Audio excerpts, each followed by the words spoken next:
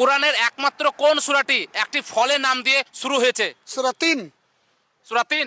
জি, আমি উত্তরটাকে নেব ইনশাআল্লাহ। সঠিক? সঠিক সঠিক ইনশাআল্লাহ। আলহামদুলিল্লাহ, উত্তরটা একদম সঠিক আছে। তাহলে কি আপনি কি সেই সূরাটা আমাদেরকে একটু শোনাতে পারবেন? ইনশাআল্লাহ। বলুন। أعوذ بالله من الشيطان الرجيم. بسم الله الرحمن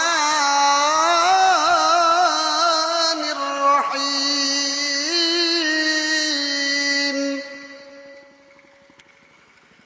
والتين والزيتون وطور سينين وهذا البلد الأمين.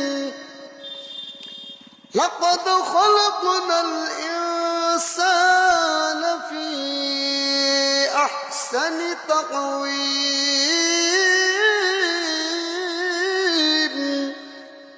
ثم رددناه أسفل سافلين إلا الذين آمنوا وعملوا الصالحات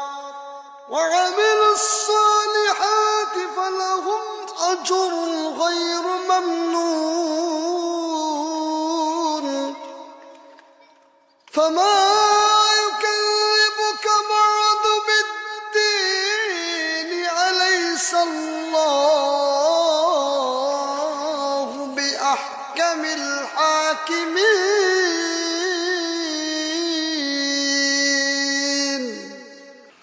আলহামদুলিল্লাহ, সুন্দর তেলাওয়াত। তো আপনারা একটি মাত্রই সূরা যেটি একটি ফলের নাম দিয়ে শুরু হয়েছিল, সূরা 3। তো আপনারা ইনি অন্ধ হাফেজ সুন্দর একটি তেলাওয়াত করেছে। আপনারা ভিডিওটি প্রচুর পরিমাণে শেয়ার করুন, আর এমন করে শেয়ার করুন যেন প্রত্যেকটা বাড়িতে বাড়িতে যেন ভিডিওটা পৌঁছে যায়। তো আপনারা এই অন্ধ হাফেজের জন্য আপনারা দোয়া করবেন। তো আপনারা সকলে সুস্থ থাকুন এবং ভালো থাকুন। আসসালামু আলাইকুম ওয়া রাহমাতুল্লাহ ওয়া বারাকাতুহু।